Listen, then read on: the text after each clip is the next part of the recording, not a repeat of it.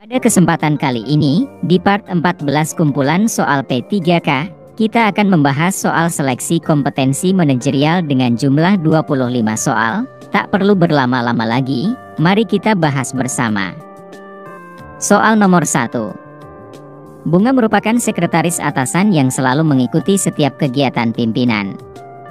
Sebagai sekretaris, Bunga mengetahui permasalahan apa yang sedang dialami pimpinan.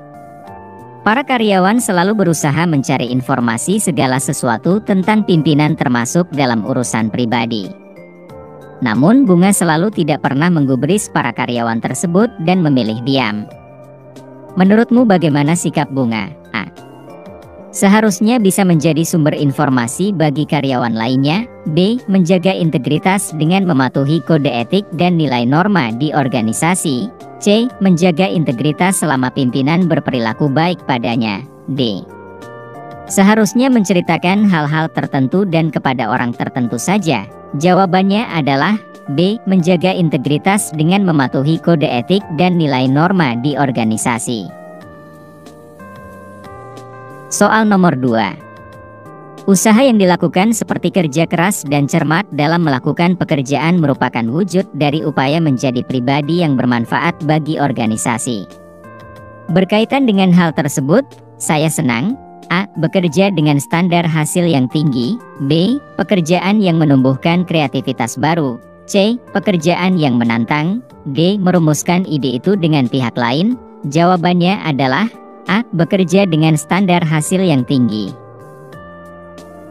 Soal nomor 3. Anda selalu menjunjung tinggi nilai profesionalisme saat bekerja. Anda baru saja dipindahkan ke tempat kerja yang baru. Anda melihat bahwa atasan di sana sangat arogan, tidak pandang bulu dalam memberikan tugas dan selalu memarahi bawahannya jika melakukan kesalahan. Lalu bagaimana sikap Anda? A. Mempelajari situasi dan kondisi di sana terlebih dulu untuk beradaptasi. B. Menerimanya sepanjang itu masih dalam tahap wajar. C. Menerimanya dan menganggap akan ada pembelajaran dari hal tersebut. D. Mencari kelemahan atasan supaya bisa balas dendam. Jawabannya adalah C. Menerimanya dan menganggap akan ada pembelajaran dari hal tersebut. Soal nomor 4. Hilmi diberikan tugas oleh atasannya yang harus ia selesaikan di bulan November.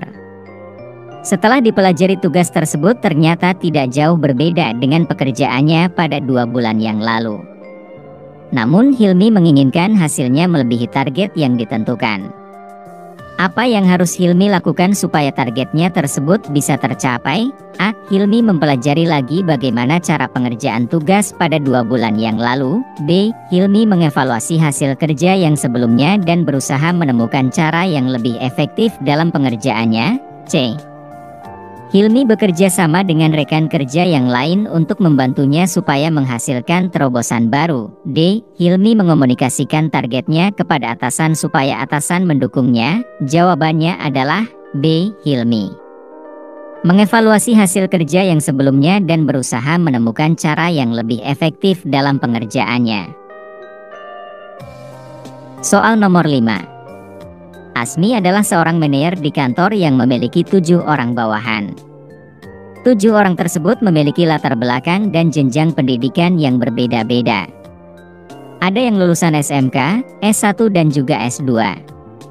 Sebagai manajer, apa yang akan dilakukan untuk meningkatkan performa kerja ke-7 bawahan tersebut? A. Mengevaluasi kinerja masing-masing individu untuk menemukan cara pengembangan kompetensi yang sesuai dengan kebutuhan. B. Meminta saran kepada manajer keuangan supaya bisa memberikan pelatihan yang sesuai dengan anggaran yang ada.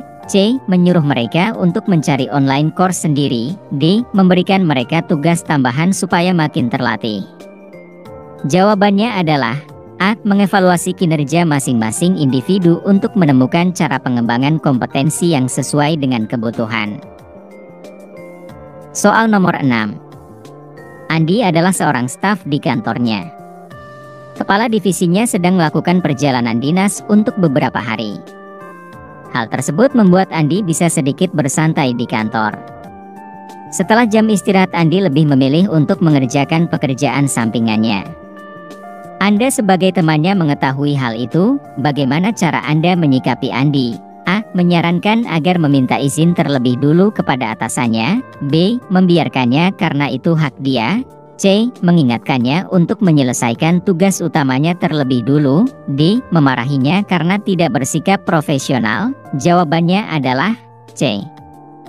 Mengingatkannya untuk menyelesaikan tugas utamanya terlebih dulu. Soal nomor 7. Menurut Anda seberapa besar pengaruh kemampuan atau kompetensi dari seorang pimpinan untuk keberhasilan pekerjaan? A. Tidak berpengaruh, yang terpenting kemampuan staf-stafnya. B. Tidak terlalu berpengaruh karena pekerjaan dikerjakan oleh staf. C. Cukup berpengaruh untuk mengarahkan stafnya mencapai target. D. Berpengaruh terutama dalam kemampuan manajerial, komunikasi dan kerjasama. Jawabannya adalah D. Berpengaruh terutama dalam kemampuan manajerial, komunikasi dan kerjasama. Soal nomor 8. Fitri selalu sukses dalam menjalankan sebuah proyek kampanye marketing. Namun Fitri pun menyadari bahwa kesuksesannya itu tidaklah ia capai sendiri, melainkan hasil kerjasama tim. Ketika akan memulai sebuah proyek, Fitri pasti melakukan rapat bersama seluruh timnya. Ia pun selalu berusaha menyampaikan setiap informasi dengan jelas dan efektif. Dan yang tidak terlewat adalah ia selalu menjalin hubungan yang baik bersama seluruh anggota timnya. Menurutmu faktor kompetensi apa yang paling menonjol yang dimiliki oleh Fitri dalam mencapai keberhasilannya? A. Integritas dan kerjasama. B. Menemukan ide dan menyelesaikan masalah. C. Komunikasi dan kerjasama. D. Komunikasi dan berorientasi pada hasil. Jawabannya adalah C. Komunikasi dan kerjasama. Soal nomor 9. Dikabarkan Anda termasuk ke dalam daftar pegawai yang akan dimutasi ke daerah pelosok. Rekan-rekan Anda mengatakan kalau Anda sengaja dimutasi karena alasan pribadi. Mereka mengatakan hal tersebut karena melihat perilaku pimpinan kepada Anda. Bagaimana pendapat Anda? A. Keputusan mutasi adalah kewenangan dari atasan. B. Melakukan negosiasi untuk mendapat simpati. C. Menerimanya walau dengan berat hati. D. Meminta penjelasan langsung dari atasan. Jawabannya adalah A. Keputusan mutasi adalah kewenangan dari atasan. Soal nomor 10. Atasan Anda selalu menantang Anda untuk menghasilkan ide yang kreatif dan inovatif lalu diimplementasikan dalam sebuah proyek yang membawa keuntungan bagi perusahaan. Hal tersebut terkadang membuat Anda tertekan, namun sebenarnya atasan Anda pun tidak marah jika proyek tersebut gagal. Atasan Anda hanya ingin Anda mencobanya. Bagaimana tanggapan Anda? A. Memberikan tugas yang menantang pada bawahan merupakan media belajar untuk mengembangkan kemampuan. B. Atasan tidak serius memberikan tugas. C. Suatu hal yang baik, apalagi jika ditambah ada kenaikan gaji. D. Menerima tantangannya tapi tidak terlalu serius, yang terpenting standar targetnya tercapai. Jawabannya adalah A. Memberikan tugas yang menantang pada bawahan merupakan media belajar untuk mengembangkan kemampuan. Soal nomor 11. Hilmi, atasan Ilham, selalu merekomendasikan Ilham untuk melanjutkan pendidikan ke jenjang S2 untuk menunjang karirnya.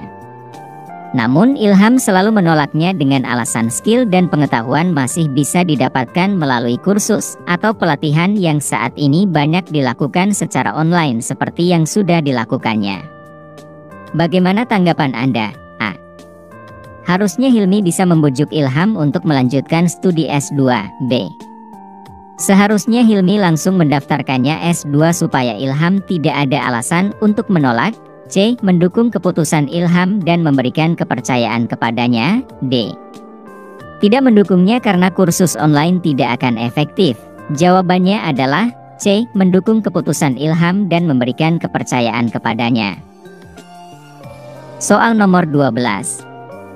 Karena ada restrukturisasi di tempat Anda bekerja, Anda dimutasi ke tempat yang jauh dari tempat saat ini bekerja. Bagaimana tanggapan Anda? A. Meminta penjelasan alasan dilakukannya mutasi. B. Meminta persetujuan kepada keluarga. C. Menerima keputusan mutasi. D. Menerima dengan syarat ada kenaikan gaji. Jawabannya adalah C. Menerima keputusan mutasi. Soal nomor 13.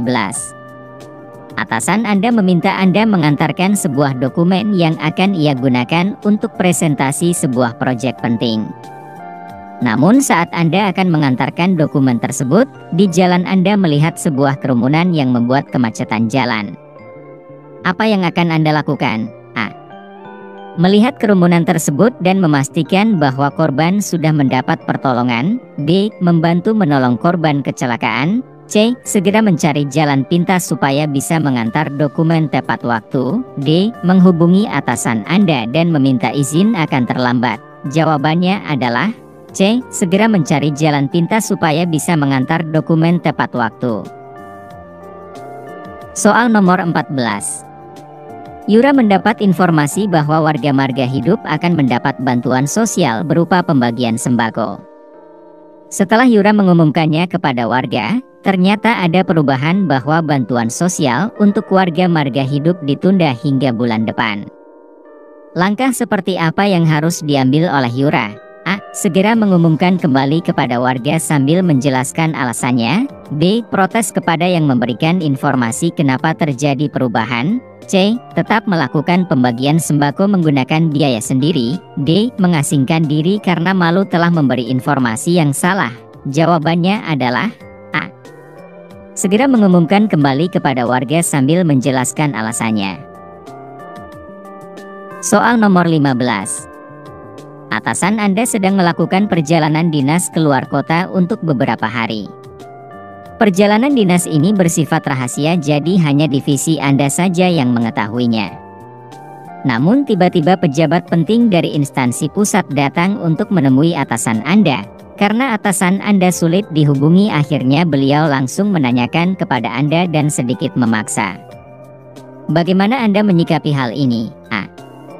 Tidak menganggapnya dan berpura-pura tidak tahu. B. Mengatakan yang sebenarnya karena tamu yang datang adalah dari instansi pusat. C. Mengatakan bahwa itu bukan wewenang Anda untuk mengatakannya. D. Meminta izin dulu kepada atasan. Jawabannya adalah C. Mengatakan bahwa itu bukan wewenang Anda untuk mengatakannya. Soal nomor 16. Anda dan Santi adalah seorang sekretaris. Suatu hari Anda diberi tugas mendadak oleh atasan Anda. Ketika Anda sedang bergegas mengerjakan tugas tersebut, secara tidak sengaja Santi menumpahkan kopi di dokumen-dokumen yang baru saja Anda cetak dan akan segera diberikan kepada atasan Anda. Setelah itu Santi hanya meminta maaf. Bagaimana tanggapan Anda? A. Seharusnya menawarkan bantuan untuk mencetak ulang dokumen tersebut sebagai bentuk tanggung jawab. B. Karena Santi orang yang ceroboh jadi dimaklumi. C. Hal itu sengaja dilakukan Santi untuk menyingkirkan saya. D. Meminta maaf merupakan tindakan yang tepat. Jawabannya adalah A. Seharusnya menawarkan bantuan untuk mencetak ulang dokumen tersebut sebagai bentuk tanggung jawab. Soal nomor 17. Husin melakukan kesalahan dalam pekerjaannya. Kebetulan hasil pekerjaannya tersebut dipengaruhi juga oleh kerja Anda. Apa yang akan Anda lakukan? A. Menyerahkan semua tugas perbaikan pada Husin. B. Mempertimbangkan terlebih dulu apakah saya juga melakukan kesalahan. C. Ikut bertanggung jawab dan bersama-sama memperbaikinya. D. Semuanya murni kesalahan Husin. Jawabannya adalah C. Ikut bertanggung jawab dan bersama-sama memperbaikinya. Soal nomor 18. Pada penyelenggaraan suatu acara dibentuklah kepanitiaan yang mana saya ditugasi sebagai salah satu panitia. Saat itu sedang membicarakan berbagai topik kegiatan yang akan mengisi acara. Sebagai salah satu anggota panitia saya, A. Mengambil bagian ketika situasi memaksa. B. Lebih baik diam dan mendengarkan saja. C. Mengambil bagian dalam setiap topik pembicaraan. D. Mengambil bagian dalam topik pembicaraan yang sesuai bidang saya. Jawaban yang paling tepat adalah opsi D, yaitu mengambil bagian dalam topik pembicaraan yang sesuai bidang saya. Soal ini bertujuan untuk mengukur aspek semangat berprestasi, tingkat kedewasaan dan kekuatan tekad seseorang untuk melakukan tugasnya. dengan baik dan meraih capaian-capaian tertentu yang signifikan dan penting. Soal nomor 19. Suatu hari semua karyawan di kantor Anda diminta lembur hingga malam. Hal ini dikarenakan esok harinya akan ada audit dari kantor pusat yang mengharuskan semua karyawan menyelesaikan semua laporannya. Di sisi lain Anda juga mempunyai pekerjaan sampingan yang biasa Anda kerjakan di malam hari sepulang kerja. Bagaimana Anda menyikapi kondisi seperti ini? A. Meminta izin untuk tidak mengikuti lembur. B. Menolak kerja lembur karena hal itu diinstruksikan mendadak. C. Menerima lembur sambil mengerjakan pekerjaan sampingan. D. Menerima lembur karena sudah menjadi tanggung jawab dan akan berpengaruh terhadap perusahaan. Jawabannya adalah D. Menerima lembur karena sudah menjadi tanggung jawab dan akan berpengaruh terhadap perusahaan. Soal nomor 20. Sebagai atasan secara tidak langsung Anda akan selalu melakukan penilaian kepada bawahan Anda. Salah satunya soal kedisiplinan. Hal apa yang menurut Anda cocok dijadikan indikator yang tepat untuk mengukur kedisiplinan seseorang? A. Ketepatan waktu. B. Sikap toleransi. C. Sikap simpati dan empati. D. Mengerjakan tugas dengan sempurna. Jawabannya adalah A. Ketepatan waktu. Soal nomor 21. Atasan Anda memberikan target kepada Anda dan rekan-rekan satu tim lainnya. Namun target tersebut dinilai terlalu tinggi dan sulit untuk mencapainya. Bagaimana tanggapan Anda? A. Mendiskusikan bersama atasan supaya menurunkannya. B. Menerimanya namun yakin pasti tidak akan tercapai. C. Menerimanya dan berusaha dengan usaha yang terbaik. D. Banting tulang untuk mencapainya. Jawabannya adalah C. Menerimanya dan berusaha dengan usaha yang terbaik. Soal nomor 22. Bagaimana pendapat Anda jika atasan Anda selalu memposisikan Anda ke dalam tim yang setiap anggotanya tidak memiliki jenjang pendidikan setara dengan Anda melainkan di bawah Anda? A. Tidak masalah selama mereka memiliki kompetensi untuk menyelesaikan tugas dengan baik dan benar. B. Protes kepada atasan karena mereka tidak kompeten. C. Menempatkan saya sebagai pengambil keputusan. D. Mencari kelemahan mereka supaya bisa mengantisipasi ketika nanti ada hambatan. Jawabannya adalah A. Tidak masalah selama mereka memiliki kompetensi untuk menyelesaikan tugas dengan baik dan benar. Soal nomor 23. Nisa adalah seorang resepsionis hotel. Saat masa pelatihan Nisa dilatih cara-cara melayani tamu hotel dengan baik, sopan dan juga ramah. Untuk melayani seorang tamu ada beberapa prosedur yang harus dilakukan Nisa supaya tamu itu bisa check-in dengan nyaman. Namun karena saat itu Nisa sedang tidak enak badan, Nisa memilih tidak menggunakan prosedur tersebut dan lebih memilih caranya sendiri. Bagaimana tanggapan Anda? A. Suatu kewajaran karena Nisa sedang sakit. B. Setidaknya Nisa mencoba prosedur tersebut walaupun tidak sama persis seperti saat pelatihan. C. Seharusnya Nisa tetap bersikap profesional demi memberikan pelayanan yang baik. D. Lebih baik meminta maaf kepada tamu karena tidak bisa memberikan pelayanan optimal. Jawabannya adalah C. Seharusnya Nisa tetap bersikap profesional demi memberikan pelayanan yang baik. Soal nomor 24. Ilham diminta rekan satu timnya untuk menyelesaikan pekerjaannya dikarenakan ia hendak pergi melakukan perjalanan dinas bersama atasan. Ilham pun menerima pekerjaan tersebut. Namun saat Ilham memeriksa pekerjaannya, Ilham merasa ada yang salah. Langkah apa yang sebaiknya Ilham lakukan? A. Membiarkannya karena itu kesalahan rekannya. B. Melakukan konfirmasi kepada rekannya.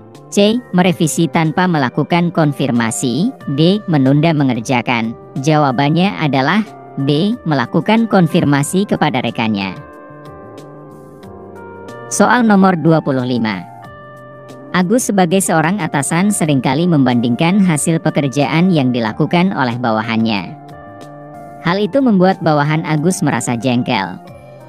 Namun ternyata Agus melakukannya dengan tujuan untuk memberi motivasi supaya bawahannya selalu mau meningkatkan performa kerjanya. Bagaimana tanggapan Anda? A. Daripada membandingkan lebih baik langsung memberi contoh, penjelasan atau instruksi. B. Daripada membandingkan lebih baik menyuruh orang lain untuk memberi pelatihan. C. Caranya sangat tidak pantas dilakukan oleh seorang atasan. D. Memang harus seperti itu supaya bawahan terpacu? Jawabannya adalah A. Daripada membandingkan lebih baik langsung memberi contoh, penjelasan atau instruksi.